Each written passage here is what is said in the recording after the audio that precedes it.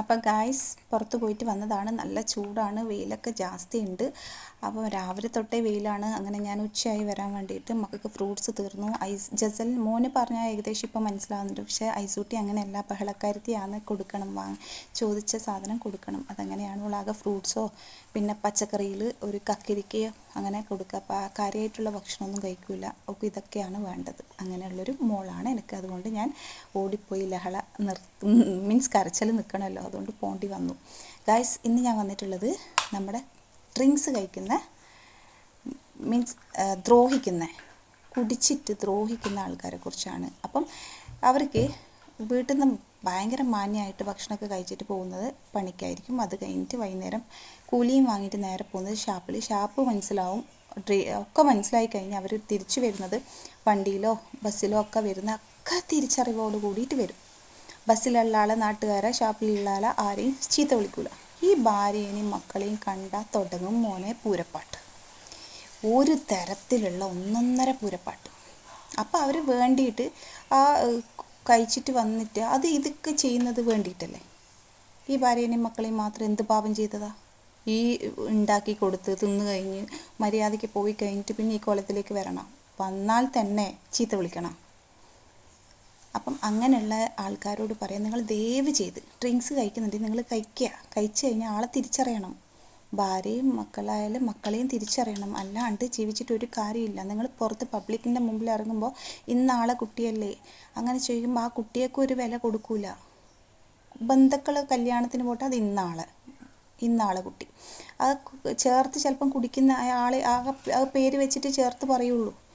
അപ്പം നിങ്ങൾ ശ്രദ്ധിക്കുക, അങ്ങനെയുള്ള കുളത്തിലൊന്നും ചെയ്യല്ലേ. പിന്നെ വെച്ചാൽ അങ്ങനെയുള്ളൊരു ഫാമിലിയിൽ ഡ്രിങ്ക്സ് കഴിക്കും, ഫാദർ ഡ്രിങ്ക്സ് കഴിക്കും. അപ്പം മോൻ വളർന്നു വന്നു, ഒറ്റ മോനേ ഉള്ളൂ. മോൻ വളർന്നു വന്നപ്പോഴാണ് മദറിന് തോന്നി എൻ്റെ മോനിക്ക് അച്ഛൻ്റെ ഒരു ടച്ച് വരുന്നുണ്ടെന്ന് തോന്നി. പെട്ടെന്ന് തന്നെ കല്യാണം കഴിപ്പിച്ചപ്പോഴാണ് ഓള് വേണ്ടി വന്ന് 2 ദിവസം കഴിയുമ്പം തന്നെ അച്ഛൻ്റെ പതിവ് പോലുള്ള കാര്യങ്ങൾ തുടങ്ങി. അതുപോലെ പൂരപ്പാട്ടും തുടങ്ങി. അപ്പം ആകെ ഷോക്കാവും, വന്ന് കയറിയ പെണ്ണല്ലേ. പിന്നെ ചെക്കൻ്റെ സ്റ്റൈലിലും മാറ്റമുണ്ടെന്ന് അമ്മ മീൻസ് മരുമോളോട് വിളിച്ചു കൊണ്ടുപോയി പറഞ്ഞു കൊടുത്തു.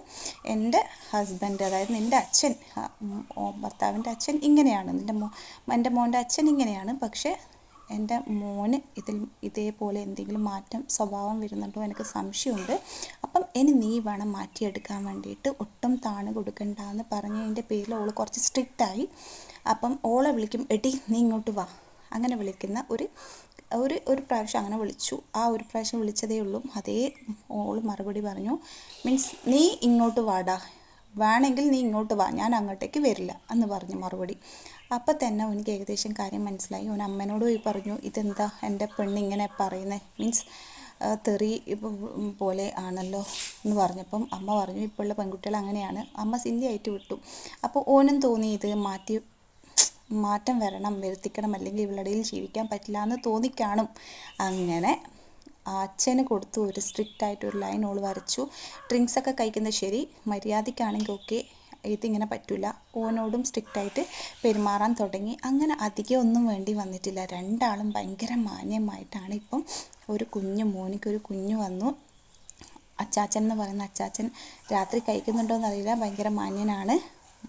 അതായത് ഓളെ ഭർത്താവ് മീൻസ് അവരെ മോന് ഭയങ്കര നീറ്റാണ്. ഡ്രിങ്ക്സ് ഒന്നുമില്ല, തെറിവിളിയില്ല. ആ വീട് ഇപ്പം നല്ല സമാധാനത്തിൽ പോകുന്നുണ്ട്. ഒരു പ്രശ്നവുമില്ല.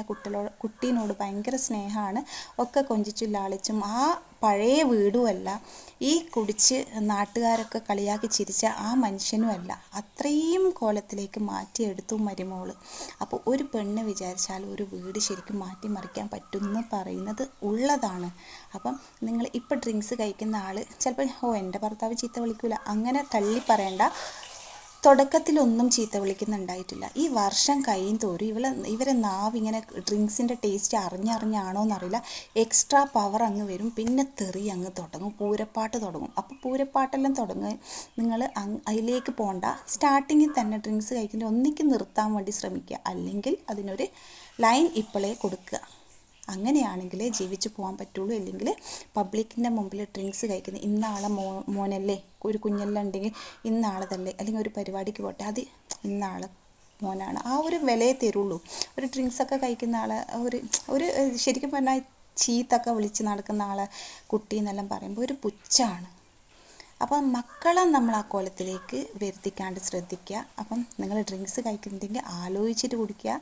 ഭാര്യേനെയും മക്കളെയൊക്കെ തിരിച്ചറിയുക. നല്ല സ്നേഹത്തിൽ തന്നെ പോവുക. ചില ആൾ ഡ്രിങ്ക്സ് കഴിച്ചാൽ ഭയങ്കര സ്നേഹമാണ്. അയ്യോ, കൊണ്ടു കൊടുക്കാൻ ഇനി ഒന്നും ബാക്കി ഉണ്ടാവില്ല. അത് ഞാൻ കേട്ടിട്ടുണ്ട്. എന്തൊക്കെ വാങ്ങിച്ചു കൊടുക്കും അതൊക്കെ വാങ്ങിച്ചു കൊടുക്കും. എന്തൊരു സ്നേഹമാണ്, ഭയങ്കര ഓവർ സ്നേഹം.